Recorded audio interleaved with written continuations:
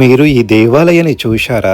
దేవాలయం కంప్లీట్‌గా చాలా ఖాళీగా ఉంది. ఉదయం 9 అవుతున్నా ఇంకా ఎవరైతే ఆలయానికి రావడం లేదు. ఈ ఆలయం చూస్తే చాలా బాగా అనిపించింది. ఇది ఎక్కడనో లేదు, మన హైదరాబాద్ సైదాబాద్‌లో ఉంది. ఫుల్ అడ్రస్ నేను క్లియర్‌గా చివర్లో చెప్తాను. ముందుగా మనం ఈ దేవాలయం గురించి మాట్లాడుకుందాం.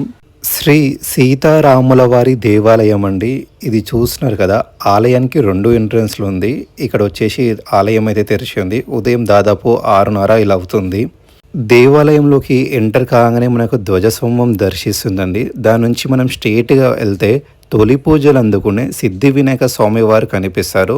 దయచేసి మీరు 2 చేతులు జోడించి స్వామివారిని నమస్కరించండి.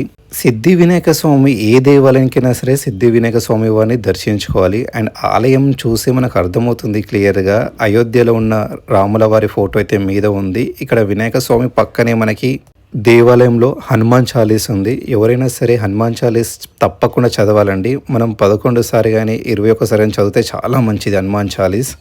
చాలా సంతోషంగా వచ్చింది. కొన్ని గంటల తర్వాత ఒకరినైతే ఆలయంలో చూశానండి. అండ్ ఇక్కడ రాముల వారిని చూడండి, ఎంత ముచ్చటగా ఎంత బాగుంటారంటే రాముల వారు సీతవారు.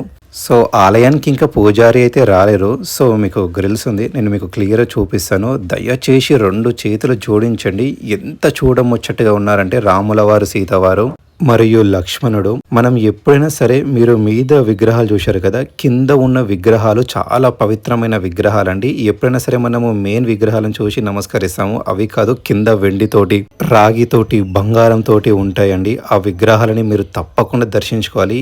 ఏ ఆలయానికి వెళ్ళినా సరే మీరు ఆలయంలో ఉన్న ప్రతి ఒక్క విగ్రహాన్ని విగ్రహమూర్తిని దర్శించుకోవాలి. అప్పుడు కానీ మీకు దర్శనం అయితే దొరకదండి. అండ్ ఎవరైనా సరే మీ ఇంటి దగ్గరున్న ఆలయాలకి తప్పకుండా వెళ్ళండి. గుడిని ఖాళీగా ఉంచొద్దండి. కనీసం వారానికి ఒక్కసారైనా దేవాలయానికి వెళ్ళాలి. ఆలయం చుట్టుముట్టు చూడండి, చాలా క్లీన్గా మెయింటైన్ చేస్తున్నారు. ఎంత బాగుందంటే ఆలయం చాలా నీట్గా క్లీన్గా శుభ్రంగా ఉంది. సైదాబాద్, సంతోష్ నగర్, మలక్పేట్, హైదరాబాద్లో ఉన్నవారు మీరు రామాలయానికి వెళ్దాం అనుకుంటే ఈ రామాలయాన్ని నేను ప్రిఫర్ చేస్తాను. చాలా అంటే చాలా బాగుంది. మీరు చూశారు కదా మీద డెకరేషన్, ఇది శ్రీరామనవమికి చేశారండి. ప్రతి సంవత్సరం శ్రీరామనవమికి మరియు హనుమాన్ జయంతికి చాలా ఘనంగా విశేషంగా పూజలు చేశారు. నేను స్వామివారిని దర్శించుకొని ముందుకైతే వెళ్ళాను. మనకి ఇక్కడ శ్రీ దత్తాత్రేయ స్వామివారు కనిపిస్తారండి. ఎప్పుడైనా సరే దత్తాత్రేయ స్వామి కానీ సిద్ధి వినాయక స్వామి కానీ దర్శించుకుంటే వినలేని విశిష్టత జరుగుతుంది. ఎందుకంటే గురుదేవులండి వీరు. ఎవ్వరికి గురుబలం ఉండదు. గురుబలం ఉండాలంటే తప్పకుండా ఏ ఆలయంలో అయినా సరే దత్తాత్రేయ స్వామి ఉన్నా సిద్ధి వినాయక స్వామి ఉన్నా తప్పకుండా దర్శించుకోవాలి మనము.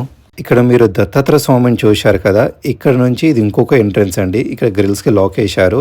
ఇక్కడ నుంచి మనము ఇక్కడ ఎంట్రన్స్ కనిపిస్తుంది కదా, ఇక్కడ నుంచి కూడా ఆలయానికి ఎంట్రన్స్ ఉంది.